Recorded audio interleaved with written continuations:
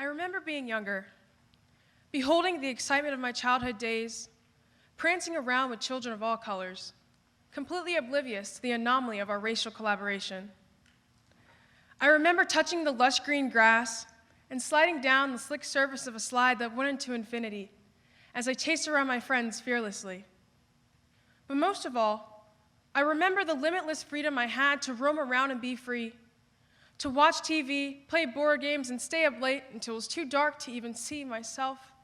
Friends, this is what childhood used to look like.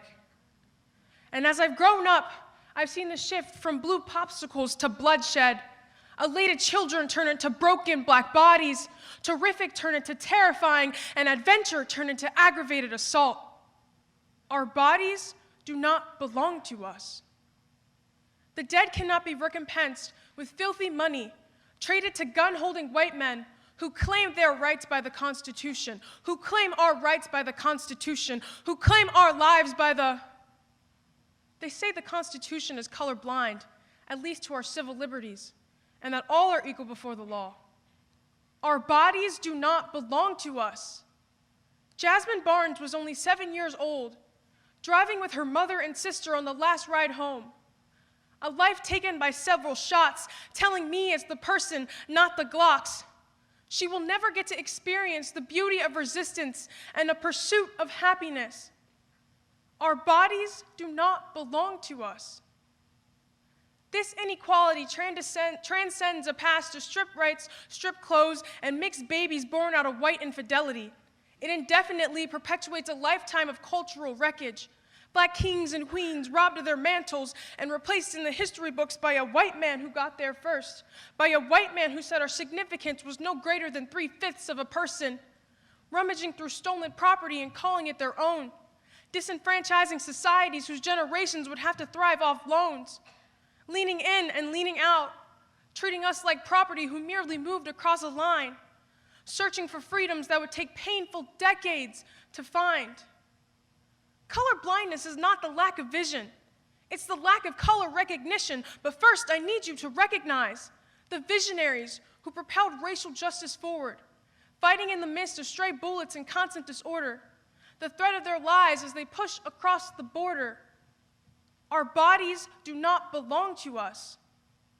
But Martin Luther King Jr. poured into a melting pot of public outrage and resistance, leading a strong, unbridled congregation who marched to Memphis with persistence. He saw a promised land in the midst of dry bones and white aggression, from segregated bathrooms to white men trying to teach Emmett Till a lesson.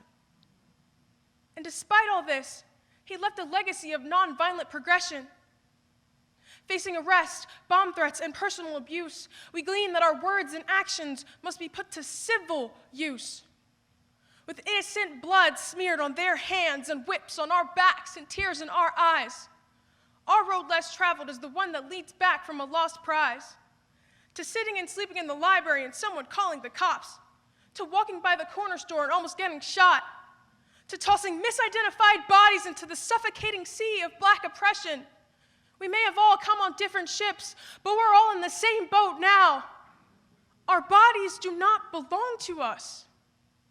People tend to forget that the legacies of persistent individuals will not die at the barrels of their guiltless guns. The power of our change will not be deterred. The strength of our dream will not be deferred. And the unity of this community shall withstand the collective collaboration of killing our people. King dreamed, and that dream could not be thwarted. He taught us to persevere and press until something happens. Push until something breaks. This isn't just about race relations.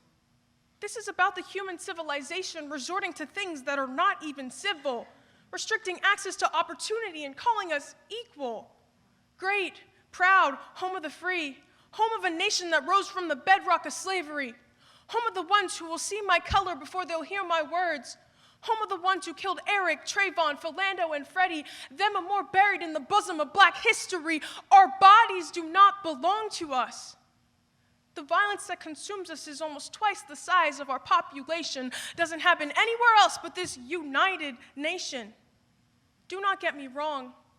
Being colorblind does not mean being neutral to our past pain and neutral to our current needs. It's not assassinating Martin because he still had a family to feed. Being colorblind does not mean letting people walk all over you and take what is yours.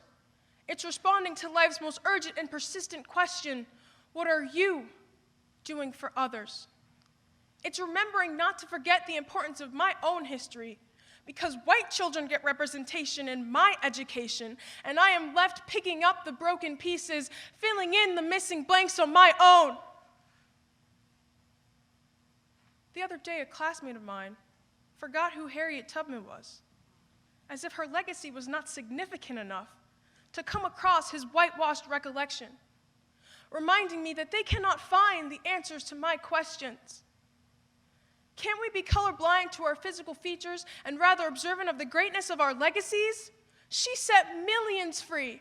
And as king affirmed, one day my 4 little children will live in a nation where they will not be judged only by the color of their skin, but by the content of their character.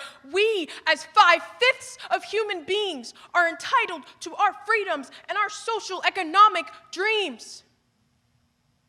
I will not apologize for being outraged, because these times are outrageous.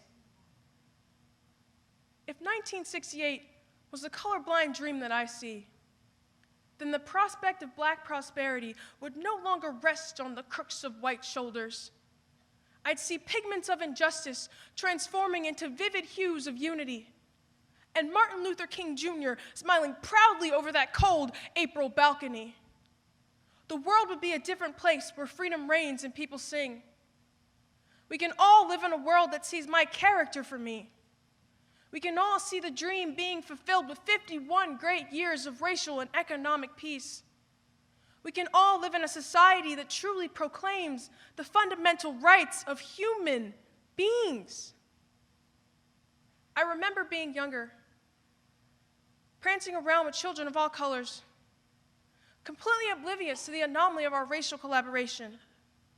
Friendships in a world that let us all be colorblind.